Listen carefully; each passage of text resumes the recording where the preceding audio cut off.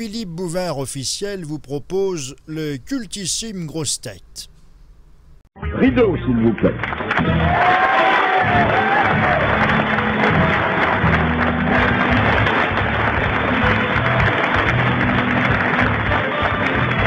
Bonjour, c'est un grand moment que nous n'aurions jamais osé espérer. Les grosses têtes ont aujourd'hui 25 ans. Alors, pour célébrer dignement un événement rarissime dans l'histoire de la radio, nous allons vous proposer, au fil des heures et des jours qui vont suivre, un CD avec 421 éclats de rire garantis, une grande émission le vendredi 5 avril sur TF1 que présentera notre camarade Jean-Pierre Foucault, un livre, Le meilleur des grosses têtes, et sur RTL, une semaine spéciale jusqu'au vendredi 5 avril. Et tout de suite, le début d'une grande fête de famille à laquelle vous êtes tous conviés.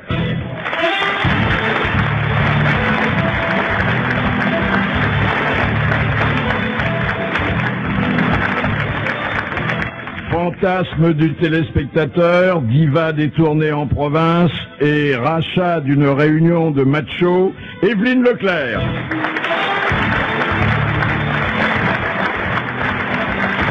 Ce chéri des dames, longtemps paxé avec un beauf de l'exécutif, pratique la fausse naïveté enjouée comme d'autres les altèrent, Roger Pierre.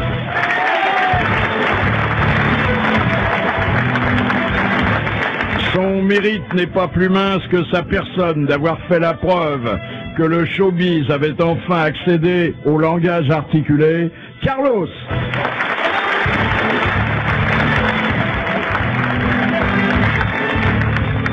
Son organe de bronze coulé dans l'argent liquide en a fait sur tous les sujets qu'il ignorait quelques minutes plus tôt le plus écouté des conférenciers français, Pierre Bellemare.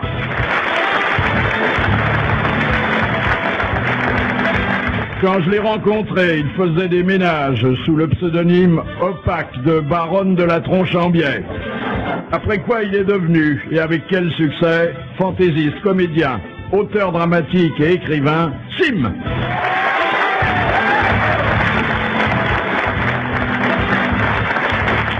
Père fondateur des grosses têtes, fidèle d'entre les fidèles, il est le seul sportif de la radio capable d'aller en même temps au charbon et à monter au filet, Jacques Balutin.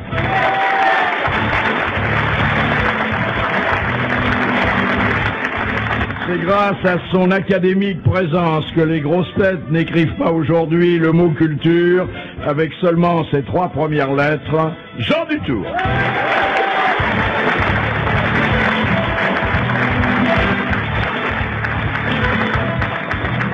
Alors je voudrais vous dire, comme je suis heureux, ému et fier de pouvoir vous rassembler, d'autres grosses têtes viendront durant cette semaine exceptionnelle et vous en verrez également beaucoup d'autres à la télévision. Mais certains d'entre vous ne s'étaient pas rencontrés depuis longtemps et je voudrais saluer tout spécialement Roger Pierre, qui était là tout à fait au début. Il y a 25 ans. Vous vous souvenez? La première émission, ouais. Un studio minuscule, rue Bayard. Nous étions 4 invités. Il y avait Micheline Boudet, de la Comédie Française, Philippe Clay, il y avait Victor Lanoux et moi. Et la première question portait, que portaient autour du cou les prostituées égyptiennes. Ce qui a fait sursauter Micheline Boudet. Ouh ça commence mal.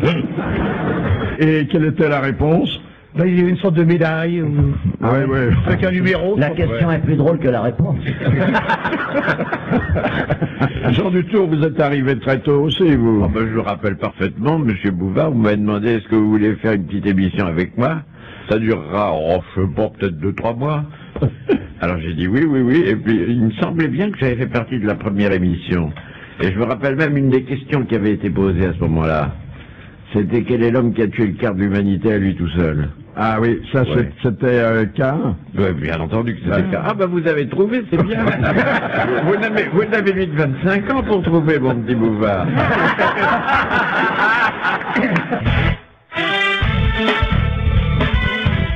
c'est une émission qui ne va ressembler à aucune autre, puisqu'elle se propose d'évoquer toutes les autres. Et notre camarade Olivier de Kersauzon, en premier lieu, auquel, après nous être réunis en concile secret, nous avons attribué la palme à ces disputés de mauvais camarades. Oui. J'adhère totalement. Non mais j'aime bien, vous entendez tous parler de la mer, vous y connaissez rien, mais vous avez vu vos tronches, à bord de mer, même les méduses se taillent. Vous vous mettez à 4 pour faire semblant de m'allumer, et moi je sais même pas ce que vous faites, je sais que lui il joue au théâtre des chaussettes blanches pour les mecs du 3e âge. Le Luron il a un spectacle qui remonte à De Gaulle, donc ça peut faire marrer des mecs qui étaient nés après la 14. Level il a fait une chanson il y a 8 ans, elle est distribuée pour les sourds-muets en méthode braille. Bouvard, il se cache derrière les paragraphes de François, et quant à Balutin, je l'ai rencontré pour la première fois aujourd'hui, et je connaissais son chien mieux que lui. Alors, non, moi, effectivement, moi, dans le domaine maritime, je suis célèbre, mais vous êtes célèbre que dans vos domaines de saltimbanque et tout, à part mon petit Fifi qui est célèbre pour ses voitures. C'est le seul mec qui a réussi à courir à 1000 mètres à l'intérieur d'une Peugeot.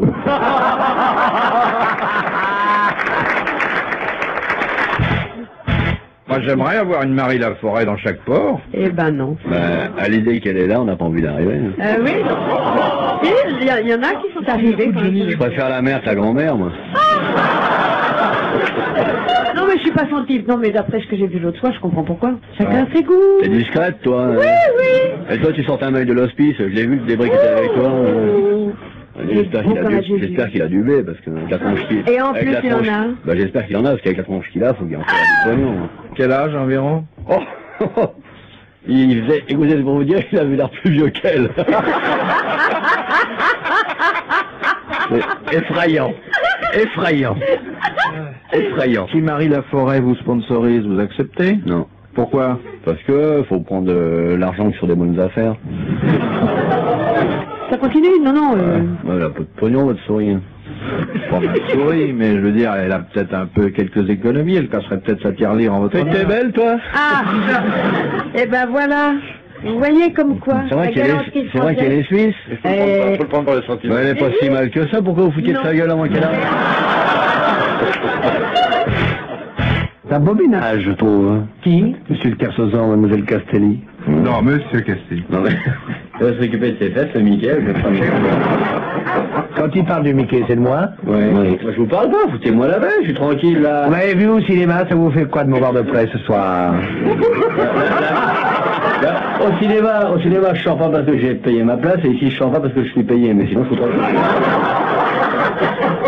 Vous n'êtes pas au cinéma depuis longtemps, vous, hein? Non, mais je regarde pas les vieux films. Ah, j'irai pas en voyage avec lui, je te le dis. Vous voulez pas proposer? Ah, j'ai bien vu dans vos yeux quand même une invitation au voyage. Oui, au voyage, mais vous tout seul et en train. Dormir avec votre femme cette nuit? Bah, j'aurais eu du mal à dormir avec la vôtre. Vous êtes dans la période de mer ou de sexe, là, en ce moment? On est dans la période de sexe, mais c'est fermé pour vous. Je voudrais pas semer l'animosité, mais... Vous êtes embauché comme concierge, vous bouclez là tranquille, et puis... par ado douce, là. Et comment elle est? Oh, je vais vous renvoyer sur votre ado, moi, je sais pas. Dommage, il a de beaux yeux bleus. Vous posez qu'on lui a gratté les écailles, il se croit tout permis.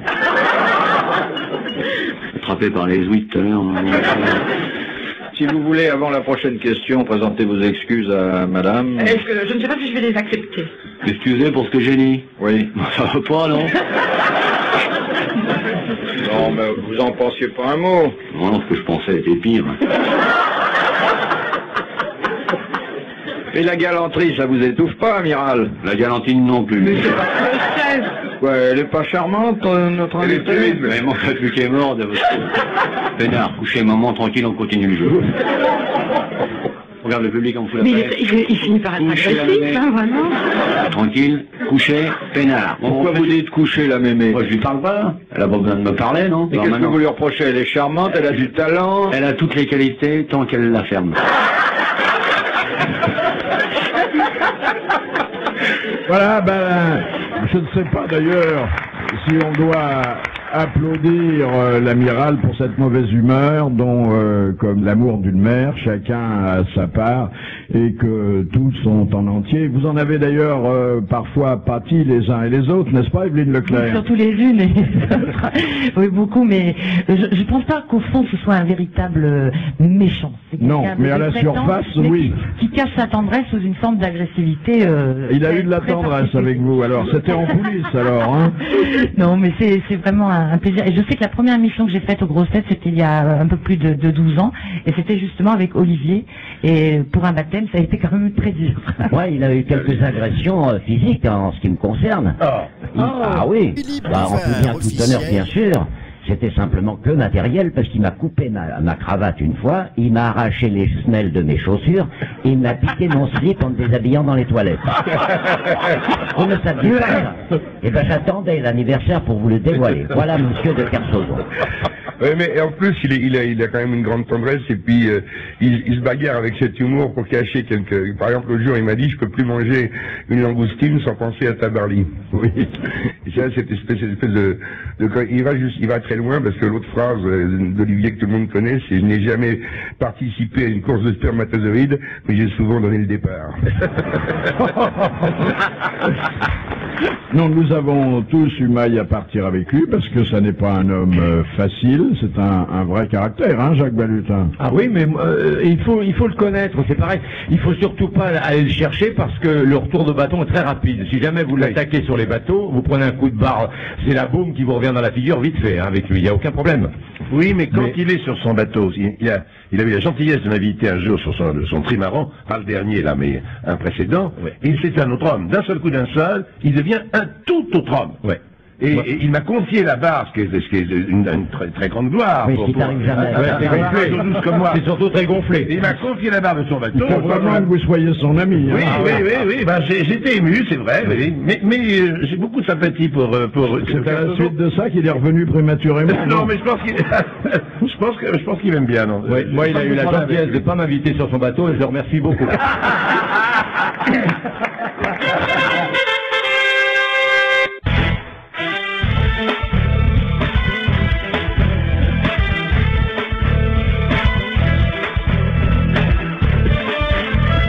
Je devrais pas vous le dire, mais je vous le dis quand même. À partir de demain et pendant tout le mois d'avril, entre 16h30 et 18h sur RTL, eh bien, vous pourrez gagner le disque anniversaire des 25 ans des Grosses Têtes, dédicacé par Philippe Bouvard himself. Ouais. Il reste encore quelques places gratuites d'ailleurs pour assister aux prochains enregistrements des Grosses Têtes. Ça passera à Bobino demain et jeudi à 10h30. Alors pour ce faire, il suffit simplement de venir à RTL. Nos charmantes hôtesses vont vous accueillir. Vous leur dites, ben voilà, j'aimerais assister à l'enregistrement des Grosses Têtes à Bobino. Rendez-vous donc après l'enregistrement à Bobino pour le prochain enregistrement des Grosses Têtes.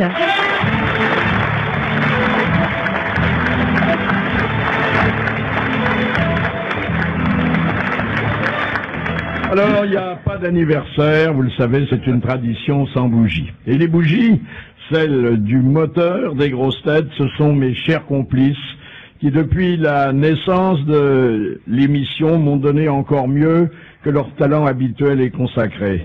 Je veux parler de leur fantaisie cachée et de leur jardin secret.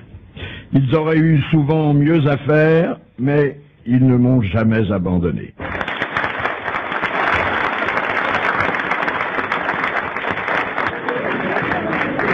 Alors, autre ténor de notre opéra du rire, Jean-Yann. Jean-Yann, oui, qui a fait chez nous, je pense, sincèrement, ses meilleurs numéros. Et je voudrais vous faire réentendre trois petits passages. Tout à l'heure, vous l'entendrez mettre à mal La Fontaine, donner la recette très personnelle du corbeau, et tout de suite proposer, ce que d'ailleurs je n'ai pas accepté, de faire des Grosses Têtes une émission malhonnête. Kersauzon et moi, tous les deux, vous nous laissez, tiens. Gérer les Grosses Têtes pendant 2 mois, vous allez voir. Le prix des billets et tout, les machins au marché noir, et les trucs, et les abonnements que les mecs reçoivent jamais, mais nous on prend les ronds quand même. Et puis on peut agrandir le truc et tout avec Zitrone qui donne le tiercé à l'avance. et puis et les magouilles, c'est pas mal non plus. Et avec ça, après, et ça grandit, et enfin on peut faire un pays fort et sain et riche, et redresser un peu cette nation qui part en brillage. Pourquoi? Parce que tout le monde fait semblant d'être honnête et qu'il n'y en a pas un seul. Calcul de dire on est des crapules et on veut en croquer, mais on veut en croquer à beaucoup. C'est pas autre chose. Non, pour être une banque. Et RTL aussi, râlez-moi ça, mettez-moi les immeubles avec des tablettes et des computers et reliés directement à la NASA et les pots de vin et vas-y, envoyez l'artiche.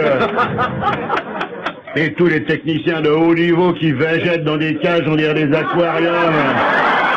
Et types avec des qualités. Qui partiraient dans des limousines avec leurs femmes couvertes de bijoux et de fourrure. Hein? Au lieu d'avoir une assistance là, de gens qui viennent, on dirait les mouroirs en Inde.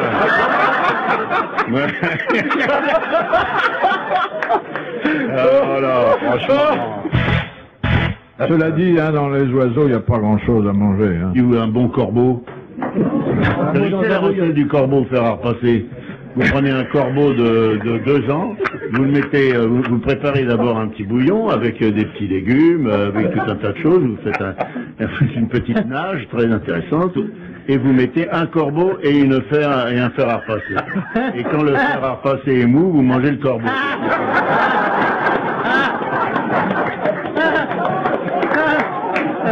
C'est du plat du terroir, ça.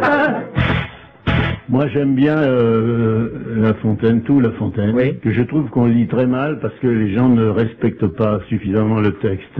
Par exemple, la cigale ayant chanté tout l'été se trouva fort dépourvue quand la bise fut venue. Elle alla crier « Famine !»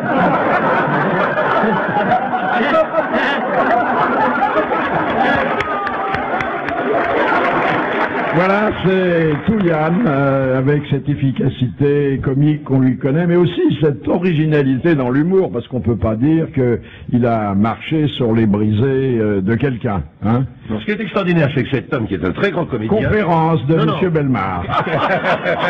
Cet homme qui est un très grand comédien n'est pas heureux dans justement la peau d'un comédien. Alors qu'il a interprété des rôles magnifiques, il a été reconnu comme vraiment un très grand comédien français, il n'aime pas qu'on lui dise. Il a été récompensé à Cannes par le premier prix d'interprétation masculine. Et il a horreur de ça, c'est très curieux. Il n'aimait pas le musical. Il m'a dit un jour, ah non, ça je vous le laisse. Parce que j'ai commencé à démarrer au cabaret, et on m'a mis sur 2 tournées. J'ai été sifflé et sorti. La première pendant 1 an avec Luis Mariano. Pendant que je chantais, il criait Mariano, Mariano. Et j'ai enchaîné après avec Dalida. Il chantait Ave Maria, Dalida, Dalida. Le musical, je te le laisse. Ah oui, puis Jean, je me souviens, il avait fait une blague à l'Olympia, il passait, il arrivait à toute vitesse, 5 minutes avant son numéro. Comment ils sont, les spectateurs? Ils sont formidables. Et on avait fait un jeu avec Jacques Martin, on avait prévenu le public, écoutez, Jean-Yann va arriver, d'habitude quand il arrive, on dit voici Jean-Yann, tout le monde applaudit, là vous essayez de tenir le coup, vous faites rien, silence, le plus longtemps possible. Alors il arrive, il rentre sur scène, il faisait une chanson, il dit bonjour mesdames et messieurs, je vais vous montrer comment, avec un texte minable et une musique à chier, on gagne du pognon sur votre dos. Personne ne rit. Il se retourne, il fait oh là là. Et il dit voilà, je vais vous montrer, c'est la SACEM, il y a tant de personnes dans la salle, la recette est divisée par temps, il y a à peu près 4 francs de part par personne et par chanson, voilà comment ça se passe.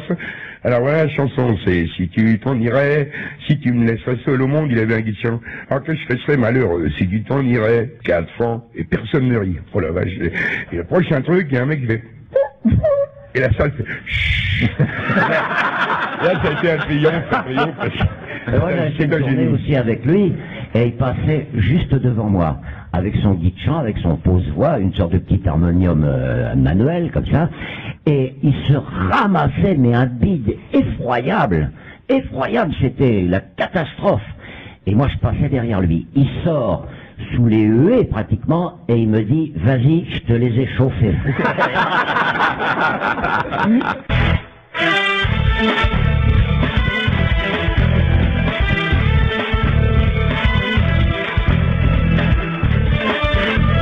Bon anniversaire les grosses têtes. Et puis entre vous et moi, petit conseil d'amis, je vous invite à ouvrir l'annuaire des sociétaires, regroupant d'ailleurs toutes les grosses têtes de A à Z, et c'est sur rtl.fr. Et puis à l'occasion des 25 ans des grosses têtes, venez également ouvrir la boîte à soins. Elle vous permet d'écouter 50 des meilleurs extraits de ces 25 ans d'émission, avec notamment des interventions de Jean-Yann, Olivier de Kersauzon, Sim et d'autres invités. rtl.fr. On retrouve à Bobino pour leurs 25 ans les grosses têtes et Philippe Bouvard avec un petit peu d'émotion dans la voix.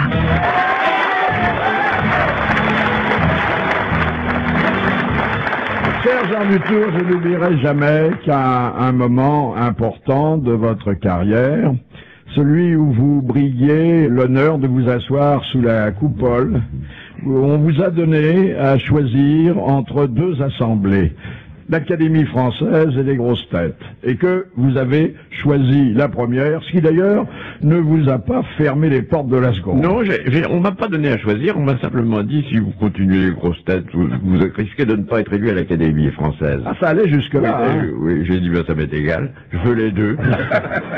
Les grosses têtes, je vais pas abandonner les grosses têtes, j'avais commencé les grosses têtes, je peux pas dire que j'avais commencé à l'Académie française, elle existait 350 ans avant moi. Alors, vous avez quand même marqué un point à ce moment-là, d'abord en faisant la preuve, ce que nous savions, nous, depuis longtemps, que vous étiez un homme de caractère autant que de culture. Et ça, c'était une simple question d'honneur. Oui. J'avais pas cédé à des gens qui me faisaient ce chantage. Voilà. Mais d'ailleurs, il n'y en avait pas beaucoup, puisque vous avez été élu, sinon comme un maréchal, au moins, très bien. Eh bien, écoutez, en général, vous me permettez 3 secondes, là.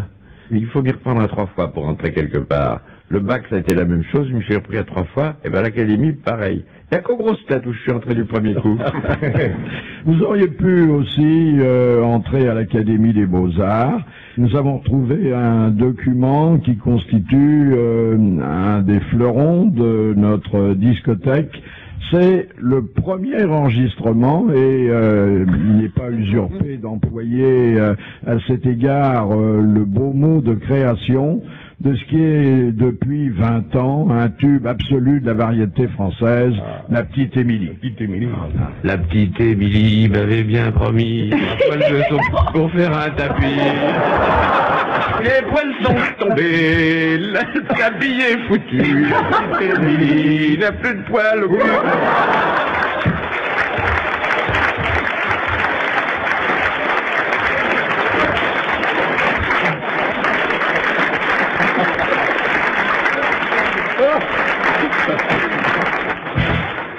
Je voudrais maintenant parler de nos correspondants.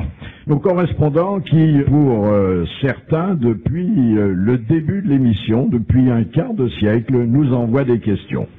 Ils ont d'autant plus de mérite à avoir investi dans l'achat d'anthologies, de dictionnaires et de timbres, que les grosses têtes sont très très cultivées et que peu de questions demeurent sans réponse, donc nous ne faisons pas partir à l'intention de nos correspondants autant de mandats qu'ils le mériteraient.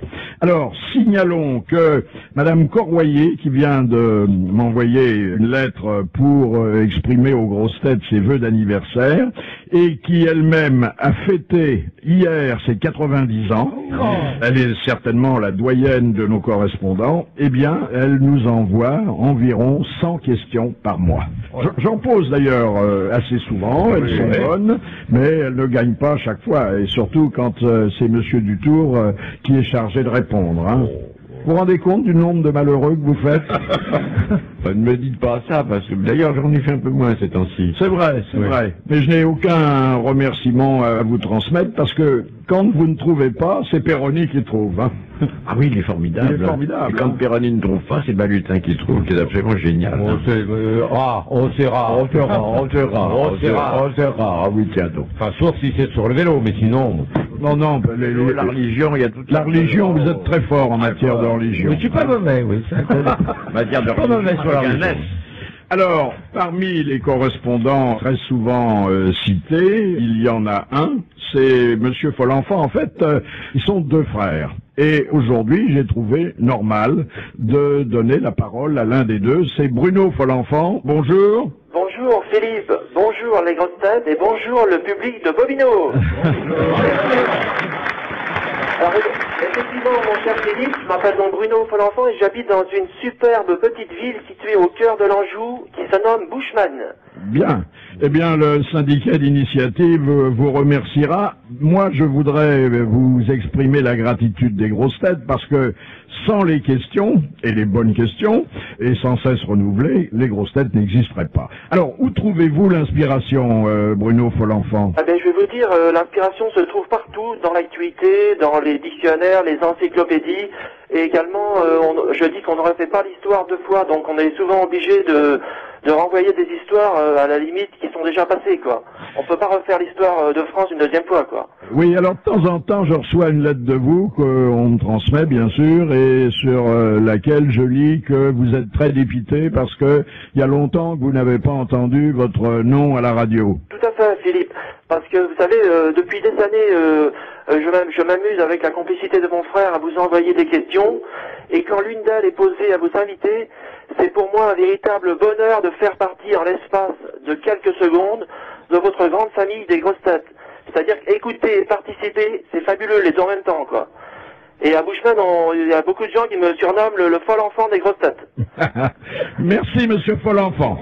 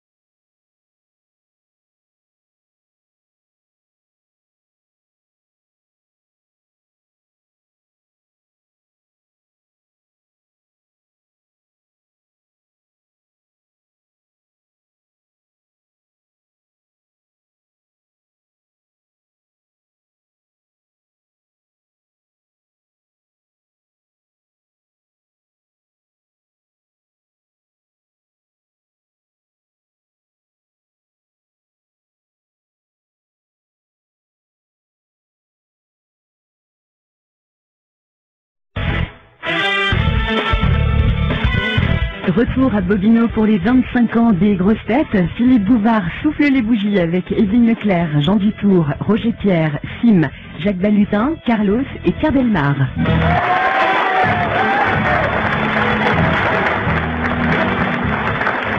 Je tiens ici depuis 25 ans le rôle du directeur de zoo qui est chargé de faire au public la connaissance des grands fauves, de soigner ces grands fauves entre deux exhibitions.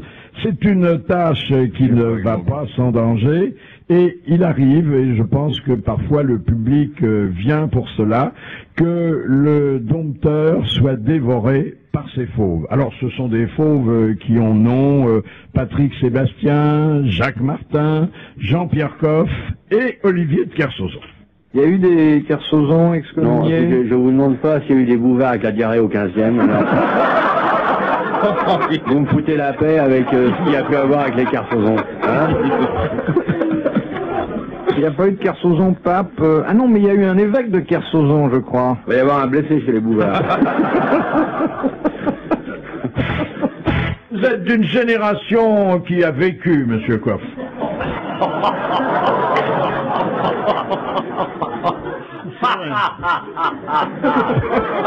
C'est vous le mieux con.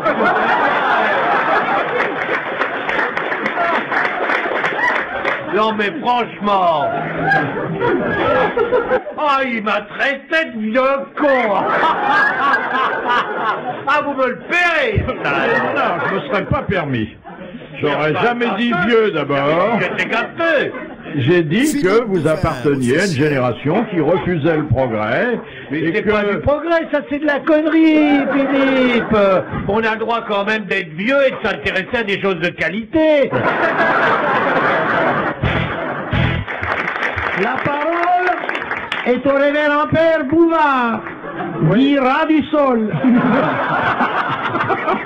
Le révérend Père Bouvard, sol jésuite surbaissé, celui qui traite les fidèles plus bas que terre, et que vous n'apercevez pas car il est en train de concélébrer sous le tapis du maître-autel. Le révérend Père Bouvard va vous donner la réponse. Oui, bah votre petite cérémonie, ça nous coûte 500 francs. C'est pas cher pour une messe,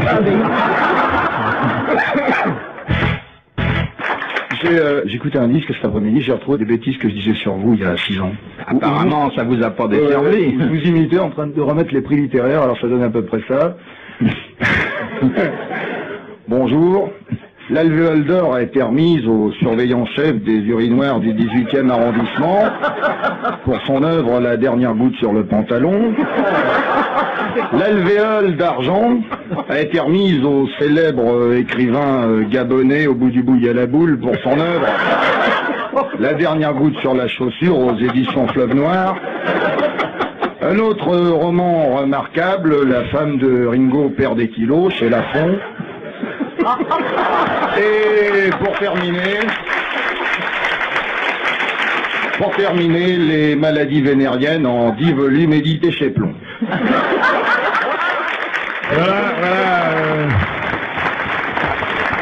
Pendant 25 ans, voilà le traitement inhumain et quotidien auquel j'ai été soumis. Vous m'avez pas épargné, hein? Vous nous épargnez pas non plus. Vous aimez bien quand même. Oui, mais je vous ai quand même, moi, offert 3 verres du docteur Cahuset. Mes organes sont purs comme ceux des agneaux. Là, je les rends peut-être un peu moins génitaux, mais ils sont demeurés largement urinaires. Et ça continue. Mais voyez, je ne m'en plains pas. Je ne m'en plains pas parce que je crois que d'être l'arroseur arrosé m'a humanisé. Je pense qu'avant, j'étais l'affreux Jojo qui avait toujours le dernier mot. Et que vous avez fait de moi quelqu'un de beaucoup plus humble qui savait s'incliner devant les vrais talents. C'est ce qu'on devrait faire avec la délinquance maintenant. C'est ce qu'on a fait avec vous. Vous faisiez partie de la jeunesse délinquante et maintenant vous vous êtes assagi. Je trouve qu'on devrait faire ça avec les candidats à la présidence de la République. Ah ouais. Et surtout, c'est le poison d'avril aujourd'hui. Non, mais il y a eu des moments difficiles. Je me souviens d'une émission historique où je n'ai pu poser qu'une seule question pendant 1h30 parce que Yann et Martin étaient dans un tel état, je sais pas d'ailleurs ce qu'il avait provoqué, que je ne pouvais pas en placer une. Mais ça a été un très bon moment quand même. Moi, je me souviens des moments où vous ne pouvez pas en placer une. Votre femme m'en parlait dernièrement.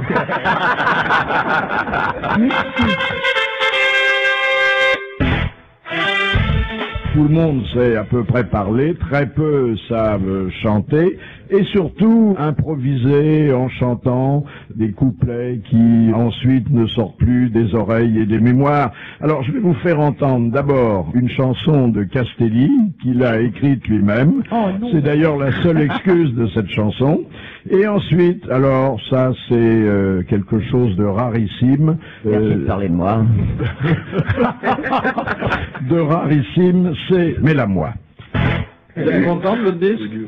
La mélodie, jolie? Oui, c'est joli. Et non, Je ne suis pas mauvais par nature. Je ne suis pas violent, je vous le jure. Il n'a pas fallu le pousser beaucoup. Moi, je sais que l'aéroport de Paris l'a acheté pour faire évacuer les oiseaux sur les pistes.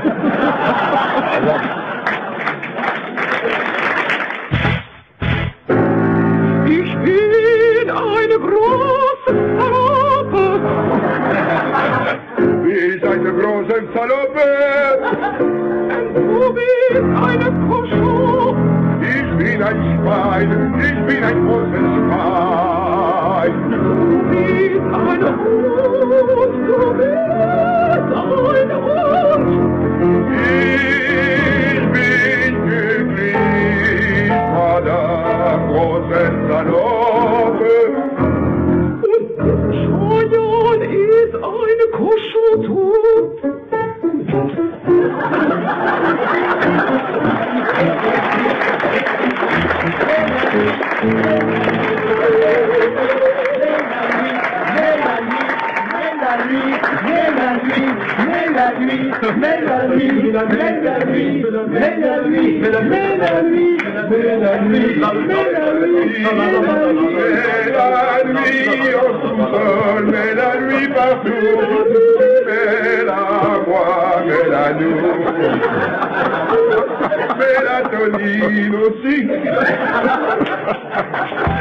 Il était une fois une fille de roi, au cœur plein de tristesse.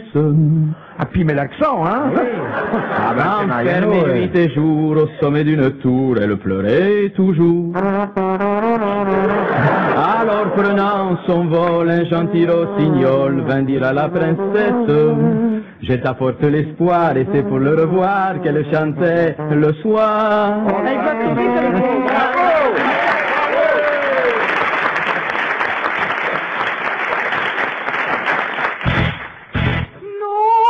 Nobody knows the trouble I've seen. Nobody knows but Jesus. Nobody knows the trouble I've seen. Glory, hallelujah.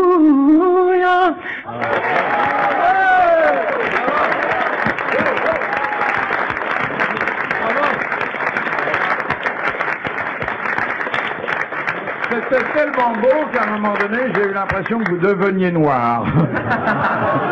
J'espère, je prends ça comme un compliment. Ah, mais c'en est pas. Ouais, non, mais je dois dire qu'à Capella, la grosse pelle, là, elle s'en est bien tirée. Hein. Moi, je peux vous chanter, par exemple, le samedi pas prendre ma douche, j'installe au bout du couloir un très long tuyau que je bouche avec une pomme d'arrosoir. Bon.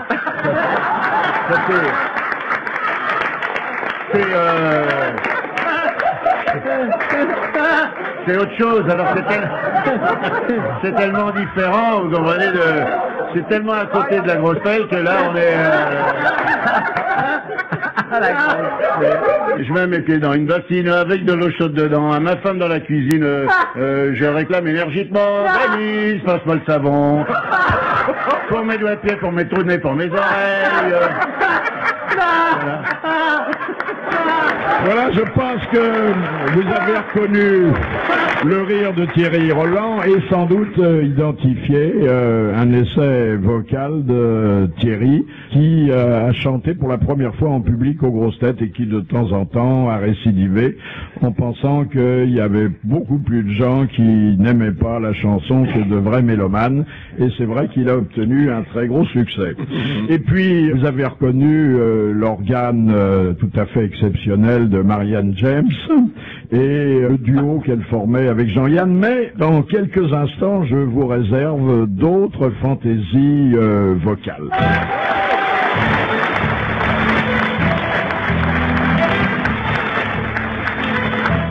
Certains d'entre vous n'ont jamais chanté. Pierre Bellemare un peu, avec une prédilection pour le lyrique. Hein. Oui, tout à fait. Vous vous souvenez de ce que vous aviez chanté chez nous? Ça, je ne sais plus, non. Oui. Mais vous y trouviez un certain plaisir. Oui. Hein.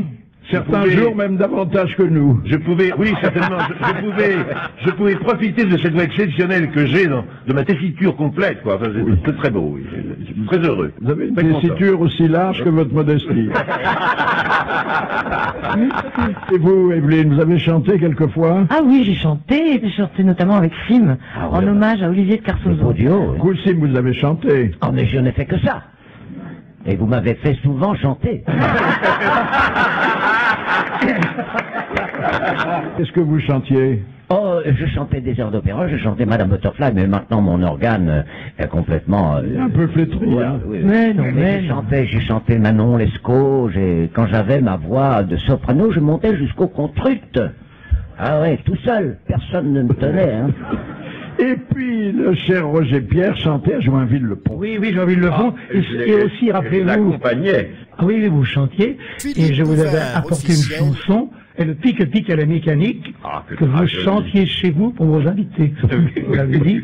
Vous vous souvenez? Ah, très bien. Et le pique-pique à la mécanique, et sa petite machine pique-pique, elle va aller bien. Tintin, chum du nom d'un chien, pour faire dans le potin, pour que sa petite machine soit détériorée. Je vais la lui réparer. Dans le second couplet devenait polisson.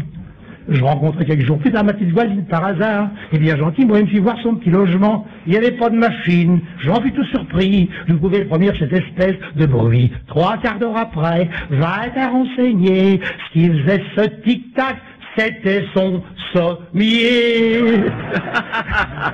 Ça me pique à la mécanique.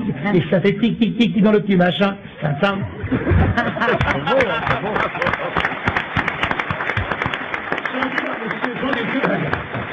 C'est Mayol qui avait créé ça en 1926. Oui, mais vous comprenez, on ne peut pas ne pas avoir de succès en chantant quelque chose comme ça, c'est formidable. Moi, je profite de ma retraite pour écrire des chansons pour les autres. Je viens d'écrire une chanson qui va être chantée par Elton John. C'est pas vrai. Non, c'est pas vrai. Et vous, Carlos? Moi, je chantais souvent, je crois que c'était avec Marianne James, je sais pas si c'était je me souviens à la télé... On a chanté avec Carlos, les Scarpolettes. Oui, poussez, Tu connaissais pas les paroles, c'était encore mieux. Poussez, les Scarpolettes. Et j'étais massé les Scarpolettes, parce que c'était une masseuse. Et... Non, on avait une mobilette, c'était pousser ma mobilette. Et quand vous chantiez l'important, vous vous souvenez? Ah non, c'est moi qui chantais l'impotent, c'est l'arthrose. Non, l'important c'est ma grosse. L'important c'est ma grosse, l'important c'est ma grosse. Je ne savais pas de quoi vous parlez. On l'a chanté en honneur de ce... du cher Gilbert Bécaud. Vous, Jacques Balutin, vous n'avez pas... Moi, j'accompagnais. Moi, Joinville-le-Pont, j'étais dans les bons quand même, parce que je connaissais les paroles. J'étais dans les premiers à savoir les paroles en entier avec Jean Dutour. Joinville-le-Pont, on l'a chanté souvent. On l'a chanté en chœur alterné. Absolument. Très joli. Oui, très joli. Laissez tomber mon blaireau dans les lentilles. Chérie, va donc me le chercher, tu seras gentil. Regarde le texte magnifique.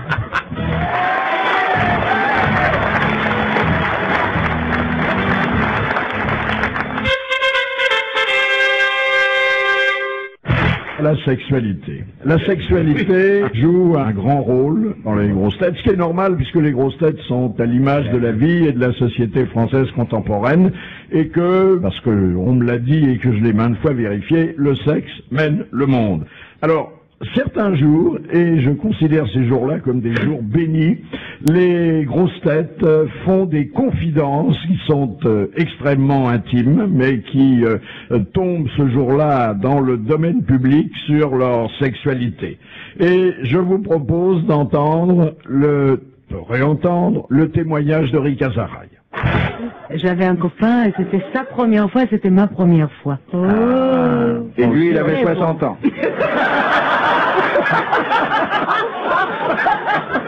Ah mais il n'avait pas le choix, il a dit c'est aujourd'hui ou jamais. C'est pas vrai, c'était très très beau. C'était très beau. Et ça s'est passé où? À Jérusalem. Oui, non mais dans quel cadre? Je peux pas te le dire. Non. Mais dehors Dedans.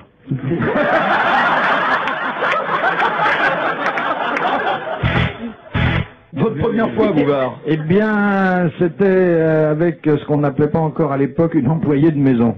C'était une demoiselle charmante. On l'avait engagée chez vous. On l'avait engagée pour tout faire et elle a tout fait. Et vous, monsieur Zitrone? Monsieur le Président, moi ça a été avec une pute rue Versailles. À Paris 14e. Une mouche sur une belle érection. Ah là là. Magnifique. Mais il faut que ça soit une belle grosse mouche. Ah oui, faut bien qu'on sente les pattes. Et alors quand elle arrive sur l'extrémité de l'érection, là, quand elle est posée dessus, c'est magnifique. Et elle descend, elle est... Oh là. Il y a un petit coup à un moment donné, elle veut rentrer et on la laisse pas rentrer. Non, tu n'iras pas dedans, lui, il dit. Et hop, elle part par en dessous. Elle se sauve. Et c'est bon aussi par en dessous. comment vous les attirez? Viens voir papa, vous leur dites non? Je leur montre d'abord mon cul. Je baillais, voilà, parce que j'avais sommeil. Voilà. Je suis couché tard, moi. Vous avez beaucoup livré en ville cette nuit? L'amiral a fait la noce. Comme d'habitude, la tournée, quoi. Il y a lu Marcel Proust. Non, j'avais des plans à faire. C'était où? Ah bah non. Bah, on peut dire où quand même. Alors là, non. C'est inavouable. Non, c'est pas ça. Non mais pour savoir.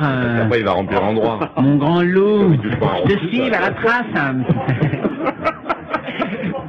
Quand on aime les loups, on aime ses repères.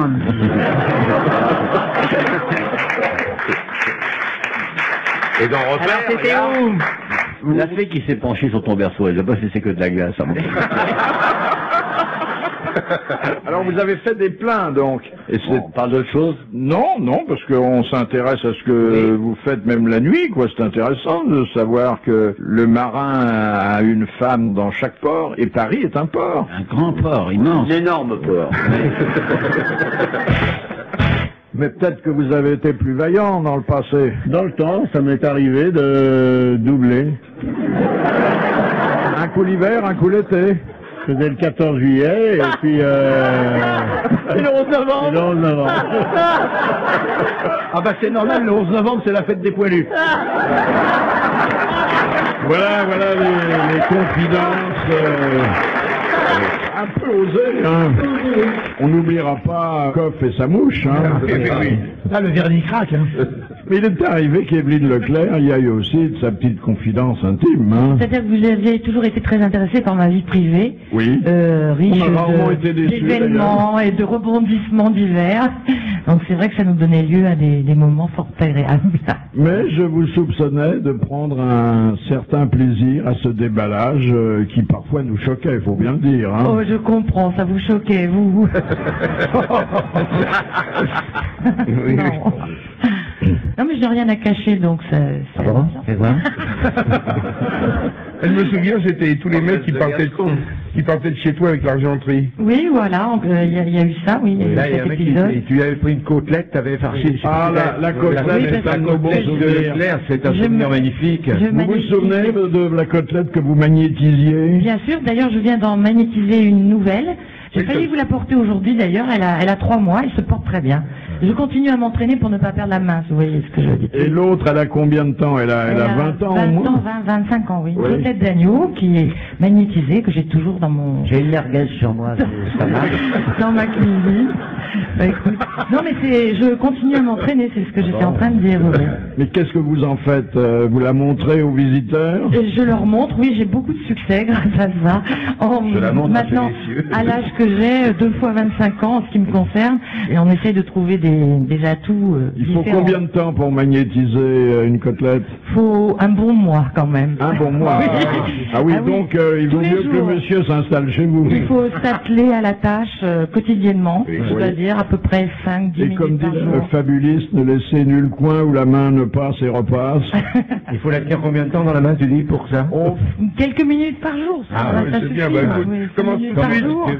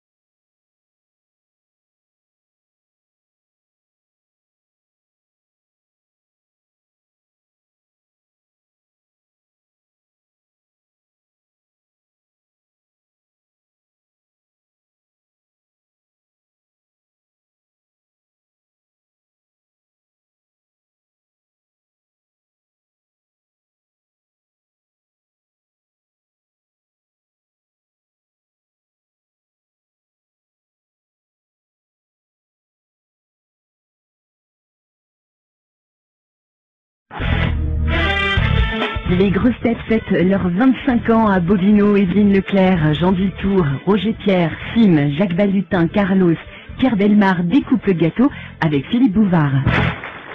Alors, ma gratitude va également à Jean Farand, qui a eu l'idée en apparence saugrenue de me confier l'animation d'une tranche qui était à l'origine culturelle, aux différentes directions de RTL, qui, à l'exception d'une seule, m'ont confirmé dans ma mission, et à Robin Leproux ainsi qu'à Jean-Charles de Kayser, qui m'ont fait retrouver ma famille. Philippe Bouvard, officiel. Et puis, reconnaissance envers les auditeurs de RTL, qui à un moment troublé de l'histoire de la station, ont pris résolument en main sa direction artistique. Sans oublier la vaillante équipe des grosses têtes, Véronique Saul et Marie-Caroline Mandon, qui savent à quelle mauvaise humeur on s'expose en coulisses pour réussir à l'antenne un rendez-vous de la bonne humeur. Un coup de chapeau spécial à ceux qui, après Henri Agoguet et Bernard Desfous, ont pris vaillamment le relais derrière ces machines à fabriquer la gaieté que par antiphrase on appelle des consoles. Bref, merci à Éric Laverdin, merci à Gilles Lanoux, à tous leurs collaborateurs, oreilles aux aguets, mains prestes, qui sont les premiers à rire ou à pleurer de nos mauvais jeux de mots et auxquels je voudrais aujourd'hui exceptionnellement donner la parole. Alors vous êtes dans votre aquarium, comme dit Jean-Yann, vous Eric et vous Gilles. Oui Philippe, et bon anniversaire pour vos grosses têtes, et on compte bien continuer 25 ans avec vous si vous êtes d'accord. Oui, oh bah bien sûr, mais c'est le bon Dieu qui ne le sera pas. Mais dans votre cabine, vous êtes en quelque sorte les commandants de bord, hein, des grosses têtes. D'ailleurs, vous avez plein de manettes et de cadrans devant vous, vous contrôlez tout. Et je vous vois quand je me retourne vers vous, car il est très important d'avoir une liaison, même si elle ne s'établit que par le regard. Je vous vois prendre sans arrêt des notes. Qu'est-ce que vous notez? Vos rendez-vous de la semaine? Voilà, c'est ça. Les rendez-vous que les auditeurs auront avec vous dès l'après-midi, puisque le matin, vous orchestrez donc une gigantesque improvisation du rire. Et donc, cette improvisation, elle peut durer longtemps, et malheureusement, nous n'avons pas plus d'1h30 sur l'antenne entre 16h30 et 18h. Oui, 1h30 desquelles, quand même, il faut, et très heureusement, soustraire ce qui revient à l'information, à la publicité, et de temps à autre, à un disque, mais on n'en abuse pas. Voilà. Et donc, on va mettre de côté, et on va noter tout ce qui sera peut-être le plus drôle, le plus percutant. Oui, mais vous notez également, j'en suis persuadé, tout ce qu'il va falloir couper, hein. Ah oui, alors ça peut nous arriver, c'est notre petit secret de fabrication, mais on le fait en complicité avec vous. Dans l'après-midi, nous parlons et on peut savoir jusqu'où vos auditeurs pourront être gâtés en termes d'humour et d'énormité. Je me suis laissé dire que la recette de l'émission idéale, telle que nous la concevons, que nous la fabriquons et que nous la livrons aux auditeurs, ça consistait à couper les plus grosses cochonneries en gardant les rires qu'elles avaient provoqués. Voilà, c'est un petit peu ça, oui. Ça vous arrive d'être malhonnête à ce point-là? Non, c'est pas de la malhonnêteté, Wanda. Non, du tout. On essaie effectivement de garder le côté le plus joyeux et le plus gai, tout en enlevant effectivement éventuellement les mots qui pourraient choquer les auditeurs, quoique ils sont habitués depuis 25 ans, n'est-ce pas Philippe? Voilà, bah écoutez, parler une fois tous les 25 ans, c'est quand même une belle performance que je vous demande d'applaudir.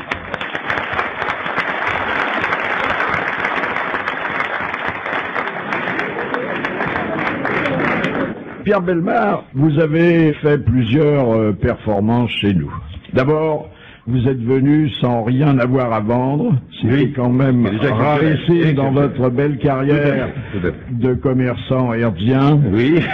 Ensuite, vous avez pris la parole sur les sujets les plus variés et surtout sur ceux que vous ne connaissiez pas. Voilà, ça c'est ma très grande force, c'est vrai. Vous avez été en quelque sorte le Lévitan de l'antenne, vous avez meublé quand il n'y avait plus rien, vous nous avez fait découvrir en même temps que vous les découvriez, parce qu'il vous arrive de vous écouter parler, des aspects totalement méconnus de la civilisation contemporaine. Et nous ne sommes pas prêts d'oublier vos deux principales conférences radiophoniques, l'une qui portait sur Jean-Sébastien Bach et la première que nous allons réécouter tout de suite sur l'ascenseur. C'est assez étonnant de voir, l'ascenseur est assez un symbole de notre société. Regardez. Bon, les grandes conférences de Pierre Bernard. Oui.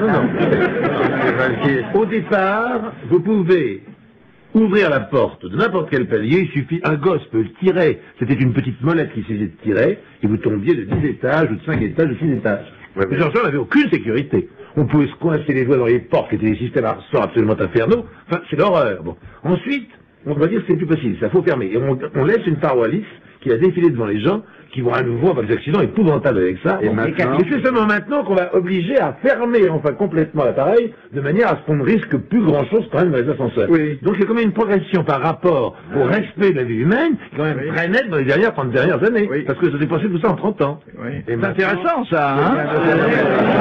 C'est une vérité. Ah, oui. L'ascenseur est assez symbole des progrès de notre société. Ah, avec Bellemare, on ne s'ennuie jamais. Mais non, jamais.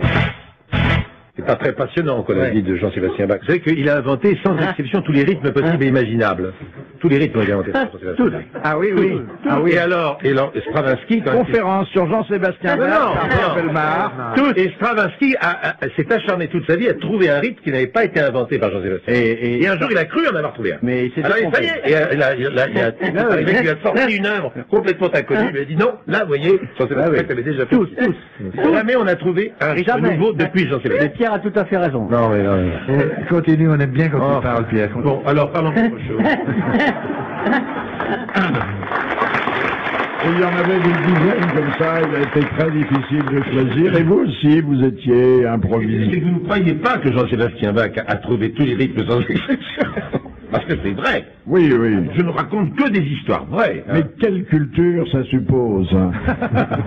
Je vous propose maintenant, et vous n'êtes pas en état de refuser, je vous propose d'entendre au téléphone Monsieur Tabar. Monsieur Tabar, dont le nom vous est sûrement familier, car Monsieur Tabar est lui aussi un habitué des questions qu'il nous envoie et que je vous transmets après les avoir sélectionnées en fonction de critères qui ont lieu, la gaieté, la nouveauté et parfois la culture. Monsieur Tabar, encore merci, hein.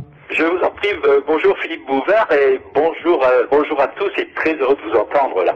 Vous avez été formidable hein, depuis, il y a au moins 20 ans que vous faites partie de la famille. Oui, j'ai à peu près 20 ans. Alors pour votre information, ça représente à peu près 8000 questions, 1000 envois, donc la Poste ne peut que me remercier. Et puis plein de beaux moments avec vous, évidemment. Je n'ose vous demander si vous, en 20 ans, vous êtes rentré dans vos frais. Oui, mais enfin, vous savez que c'est pas l'intérêt qui m'a guidé dans l'affaire. C'est pas l'intérêt. Non, c'est le plaisir d'être parmi vous et c'est un plaisir qui est sans cesse renouvelé. Et puisque vous célébrez ces 25 ans, bien, j'espère que nous en avons encore pour au moins quelques années à vivre tous ces moments aussi agréables. Alors, il y a évidemment à la clé de ce sport très particulier dont vous êtes devenu un maître, le plaisir de devenir une vedette de la radio, hein, à force de... Oui, j'avoue que bon, ça n'est pas tout à fait désagréable. J'ai connu une notoriété locale grâce aux grosses têtes. D'ailleurs, on ne m'appelle plus que Monsieur Tabar des grosses têtes, une sorte de noblesse donc radiophonique. Notoriété que j'ai partagée longtemps avec l'abbé Pierre Lot. C'est vrai, c'est vrai.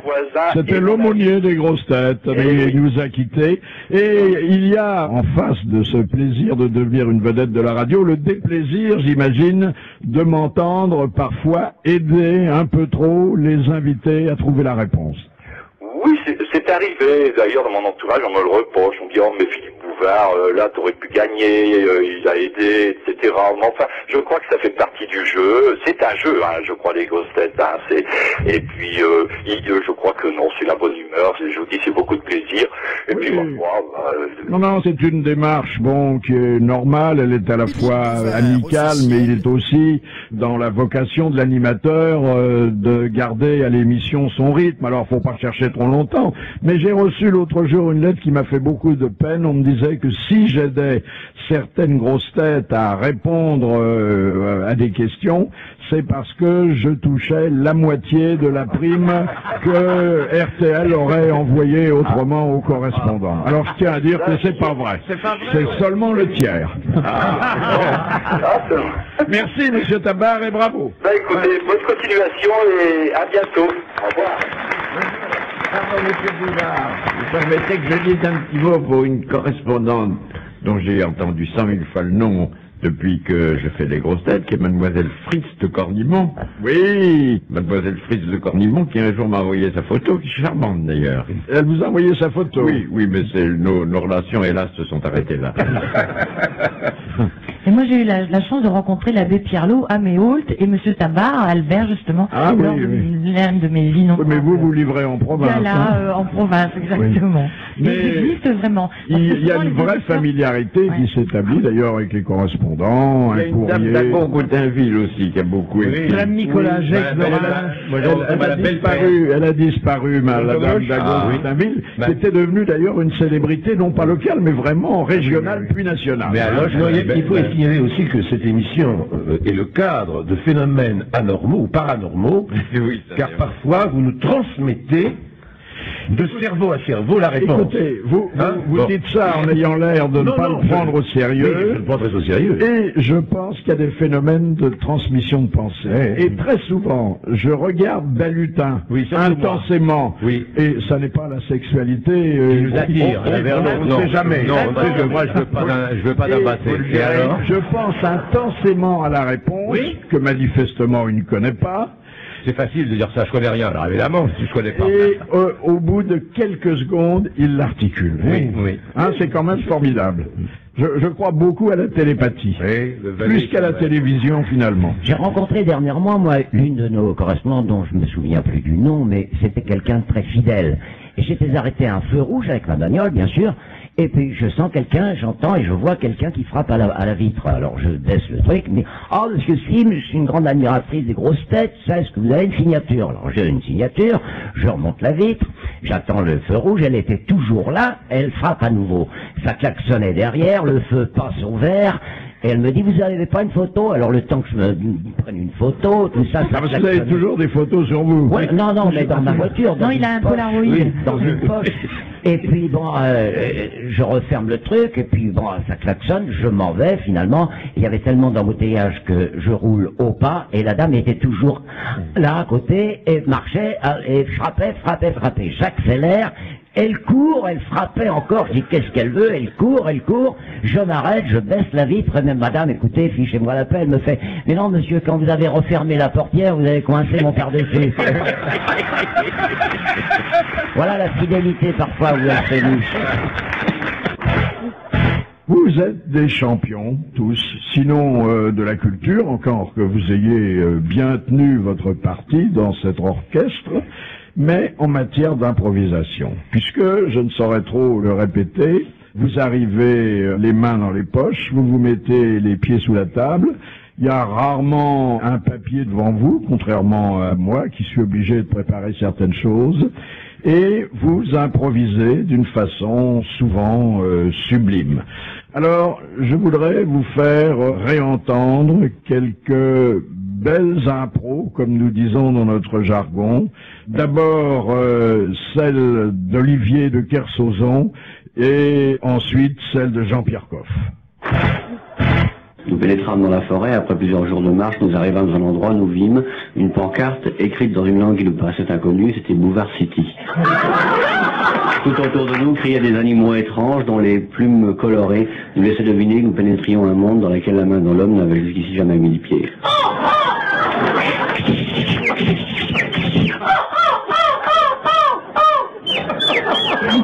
Délaissant mes porteurs de la tribu des Macumbas, qui étaient effrayés à l'idée de pénétrer dans ce territoire qui jusqu'ici avait été interdit à l'homme blanc, je continuais cependant, écartant les crocodiles à coups de pied, et bien que les piranhas me mordillassent le talon, je continuais fièrement vers ma mission scientifique, et j'arrivais dans un village où on élevait des bouvards adultes.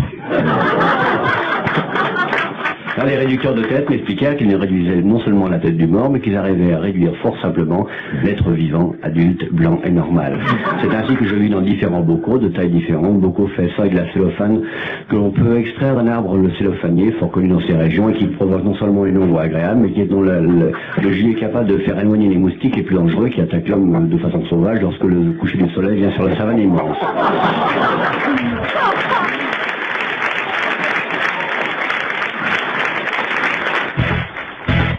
Les porcs devraient sortir et manifester, quitter les porcheries industrielles, descendre dans la rue, les footballeurs descendent bien les Champs-Élysées, je ne vois pas pourquoi les cochons ne descendraient pas les Champs-Élysées pour se révolter contre ce qu'on leur donne à bouffer. Surtout sur le littoral, parce qu'il y a généralement la rue du port. Mais arrêtez de vous foutre de moi maintenant. Vous cassez les pieds. Alors qu'avant, je trouve que les charcutiers devraient retourner dans leur laboratoire et réapprendre à faire de la vraie charcuterie plutôt que de revendre de la merde industrielle. Bravo.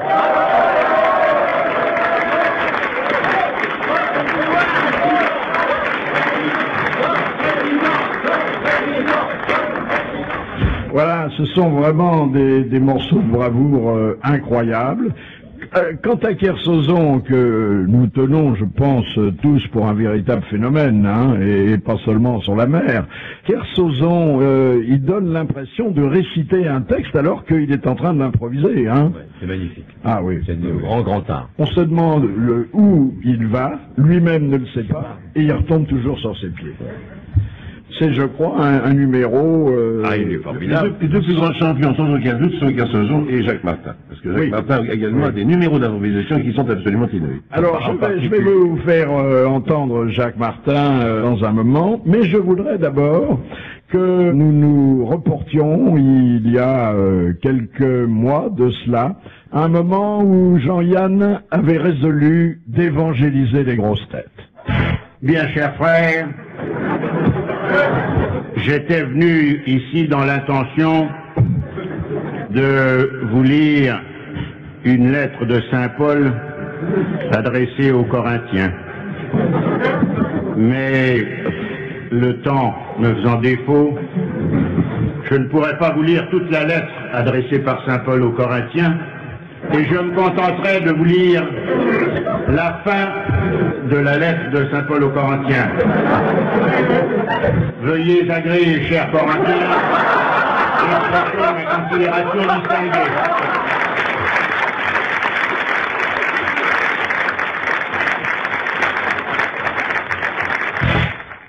Le putéal est un oiseau futile et volage. Dès le mois de septembre, il pose ses œufs dans les nids des coucous. Puis, c'est le départ pour les côtes africaines. En effet, le putéal est un oiseau qui ne passe pas l'hiver. On le retrouve sur les côtes africaines.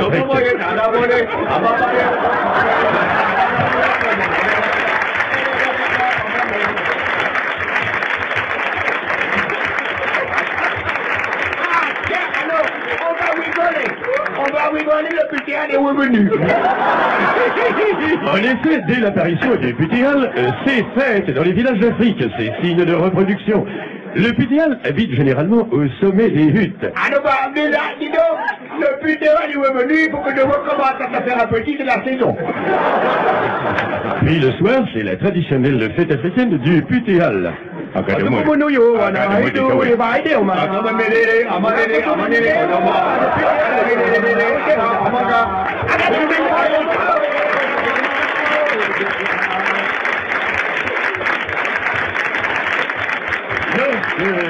Lorsque la saison des pluies arrive, le putéal regagne comme chaque année son Alsace natale où il est accueilli. Il est accueilli par les chants traditionnels alsaciens. Les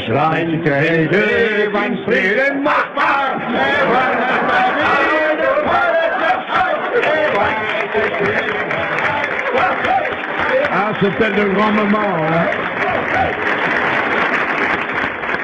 Alors, Alors, il faudrait nous dire, et je vous le répéterai parce que je crois que le message doit absolument passer, être entendu et retenu, que ces grands moments qu'on ne pourra pas vous faire entendre tous durant cette semaine spéciale, parce qu'ils sont, Dieu merci, trop nombreux, mais qui ont pour nom la visite à Montluçon ou Monsieur Bonnet, ministre de l'Intérieur, vous pourrez les retrouver sur le disque anniversaire des grosses têtes qui vient de sortir et qui vous garantit, et là nous l'avons fait vérifier, 421 éclats de rire. Je crois que c'est un bon rapport. J'ai surnommé, et je ne m'en repens pas parce que je pense que ce surnom était justifié, j'ai surnommé Jean Dutour, le professeur Je sais tout. Jean Dutour est notre bonne conscience culturelle, ça fait 25 ans que ça dure, et que nous nous émerveillons de voir qu'il connaît tout sur tout, et dans l'ordre. Hein. Et vous savez pourquoi? C'est parce que j'ai lu un tas de bouquins inutiles quand j'étais petit, et je me disais en les lisant, pourquoi est-ce que je lis ça? Ça ne me servira jamais à rien. Eh ben, voilà. Eh ben si, ça m'a servi aux grosses têtes. Alors je voudrais vous faire réentendre quelques-unes de vos meilleures réponses. Allez, on y va. Pourquoi Jarny Coton était-il le juron favori du roi Henri IV? Moi je sais. Il vaut mieux que ce soit vous qui le disiez. Eh bien, le roi Henri IV avait pour confesseur un jésuite qui s'appelait le père Coton. Et il disait tout le temps « Jarny Dieu ». C'est-à-dire, je renie Dieu. Et le père Coton lui a dit, sire, écoutez, renier Dieu, c'est très mal, mais vous pouvez renier Coton, ça, c'est sans importance. Alors dites, je renie Coton. Exactement, c'est la réponse exacte. Bonne réponse de Jean Dutour. Je veux dire, vous mériteriez d'être à l'Académie française, je vous le dis. Nous sommes tous très admiratifs. Pends-toi alors, pends-toi. Question de Monsieur Lattré. Pourquoi Zola et Cézanne se brouillèrent-ils? Histoire de femme encore? Non, pas d'histoire de femme. Non, à cause du livre de Zola, l'œuvre, où il avait représenté un peintre qui était plus ou moins Cézanne, et Cézanne, ça l'a agacé parce que c'est un peintre raté. Exactement. Bonne réponse de Jean Dutour.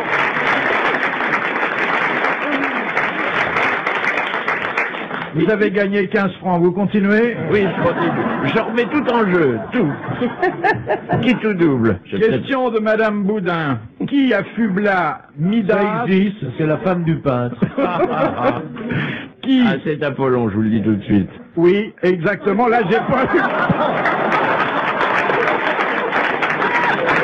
Monsieur Dutour, vous êtes en train de me condamner au chômage. Oui. Si vous donnez les réponses avant que j'ai pu formuler la question.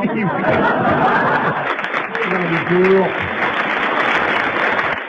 parce que vous vous êtes jamais pris au sérieux et vous aviez pourtant toute raison de le faire. On n'a jamais de raison de se prendre au sérieux.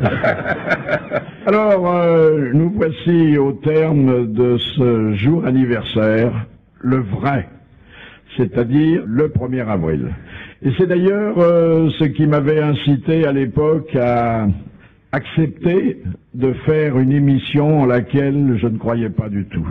Je pensais qu'elle durerait non pas quelques mois comme on l'a dit, mais quelques jours seulement, et qu'on n'en parlerait plus. Et je m'étais ouvert à Jean Farand, initiateur du projet de cette réserve. Et il m'avait dit, bon écoutez, c'est pas grave, comme on va diffuser la première le 1er avril, si c'est vraiment un flop, le 2 avril on dira que c'était une blague et on n'en parlera plus. Eh bien la blague elle dure depuis 25 ans grâce à vous. Alors je voudrais demander au public de Bobino que nous allons retrouver toute cette semaine pour des enregistrements spéciaux qui nous permettront de mettre les petits plats dans les grands, d'applaudir à l'appel de leur nom mes 7 grands complices et chers amis d'aujourd'hui. Jacques Balutin.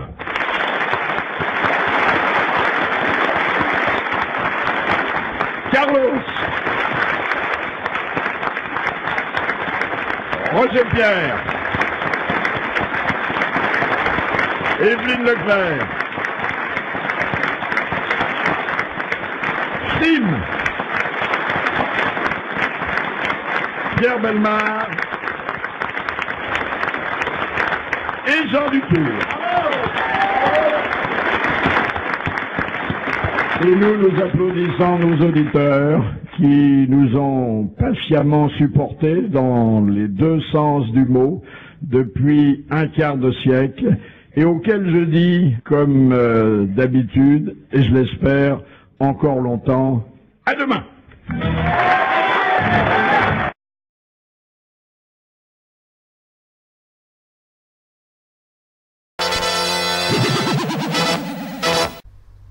Philippe Bouvard, officiel, vous remercie de votre fidélité et vous invite à vous abonner.